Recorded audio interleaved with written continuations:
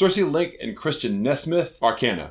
I got hit to Circe and Christian Nesmith last year after Cosmologica sat on my wish list for a couple years, actually. And that album really, really impressed me. One of the things I really loved about it was how it centered still on songwriting, even though it had progressive rock components to it. And that's something I think bleeds over very clearly into Arcana as well. I've gone back and forth as to whether I identify Circe and Christian Nesmith as a retro progressive rock outfit, because they certainly try to at least pay homage to the sounds and the sort of nuances of the big classic progressive rock bands. Especially, yes, some ELP thrown in there. Sometimes I hear some Rush stuff. I even hear shades of Marillion every now and then showing up. So there's certainly a sense of wanting to pay respects to the past.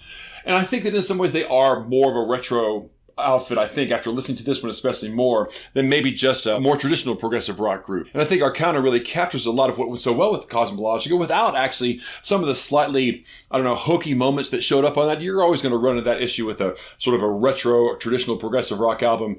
And I think this one really kind of downplays that to a degree. The trade-off there is I think that this album maybe doesn't have quite as concise a songwriting side. It still has very catchy hooks, but it's not quite as immediate, I think, as some of the better points of Cosmologica. But it does really still continue to capture that ABBA sings for yes feel of Cosmologica.